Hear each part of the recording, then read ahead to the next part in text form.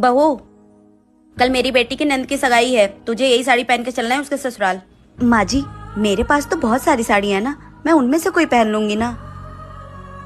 पर माँ जी, ये साड़ी बहुत भारी है, ये मैं नहीं संभाल पाऊंगी। मैं एक काम करती हूँ, मेरे पास जो साड़ी है मैं वही पहन लेती हूँ, इसे आप रख लीजिए। हाँ, मुझे पता है कि तेरे पास 200 रुपए वाली बहुत सारी साड़ियाँ हैं, लेकिन तू वो सब नहीं पहन कर जाएगी। जितना बोल रही हूँ उतना सुन, यही साड़ी पहन कर जाएगी हमारे साथ।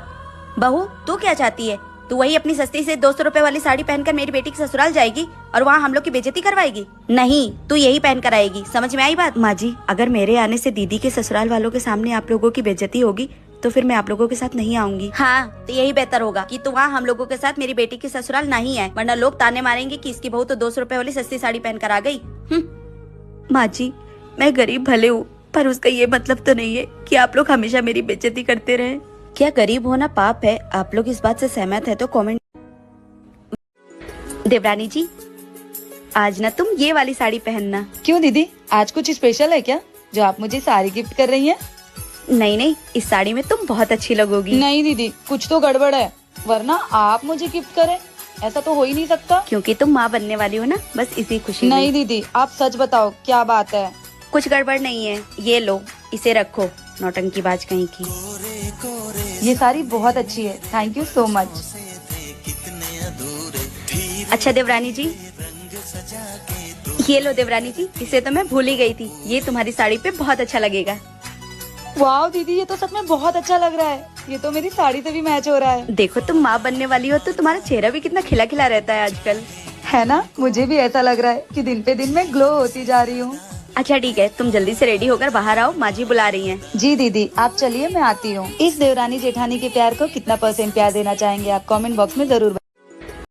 पति तो वो होते हैं जो अपने हर फैसले में अपनी बीवी की राय लें, उसको अहमियत दें, उसे अपने हर काम में शामिल करें, ना कि केवल घर संभालने लायक समझें। मैं कब से तुम्हें आवाजें लगा रही हूँ, आके खाना खा लो, खाना खा लो, खाना खा लो, तुम्हें सुनाई नहीं देता क्या? तुम बहरे हो क्या?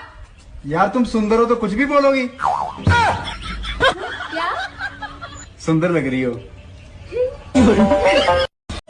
बहू, इतनी रात को क्यों सब्जी काट रही है?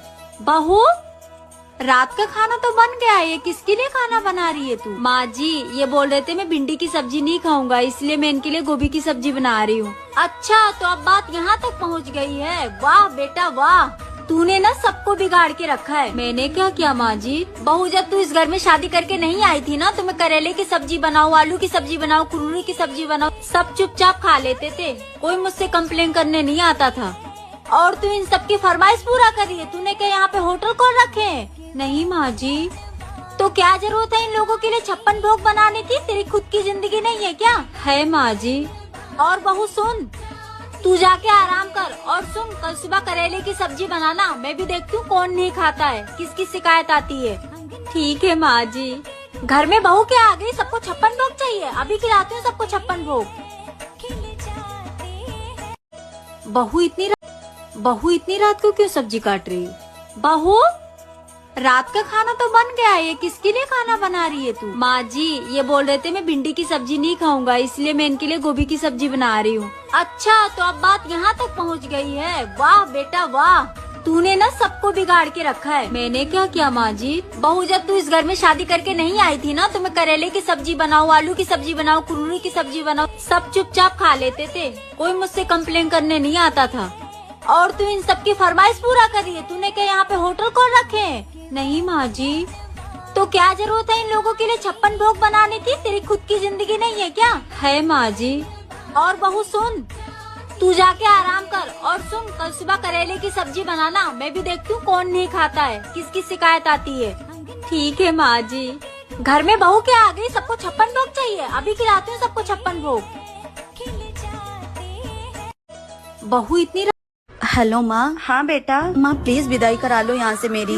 कोई बात है क्या? मैं यहाँ रह रही कि थक गई हूँ, क्या बताऊँ आपको। ना इनके घर में एसी है, ना कूलर है, सारा दिन गर्मी में रहना पड़ता है, यहाँ तक कि रोज रोज गर्मी में खाना भी बनाना पड़ता है। अब मैं ये सब और नहीं झेल सकती माँ। तो बात करवा अपनी सास से। ठीक है, मैं अभी बात करवाती हूँ।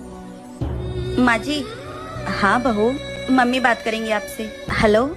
हाँ समधन जी, प्रणाम प्रणाम। मेरी बेटी की विदाई कर दीजिए, उसे वहाँ पे सुकून नहीं है। आप लोग गर्मी में उससे खाना बनवाते हैं, ऐसी सास होने से अच्छा है कि मेरी बेटी बिना सास के ही रहे। समधन जी, ई का तरीका है बात करने का और विदाई मांगने का। एक तो आप पूरे 1 साल बाद फोन करके विदाई मांग रही हैं और वो भी इस तरह से। आप बताइए विदाई करेंगी या नहीं? हाँ करूंगी। आप कल अपने बेटे को भेज दीजिएगा और ले जाइएगा यहाँ से।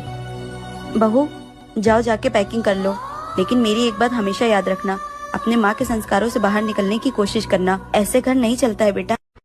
हेलो माँ। हाँ बेटा।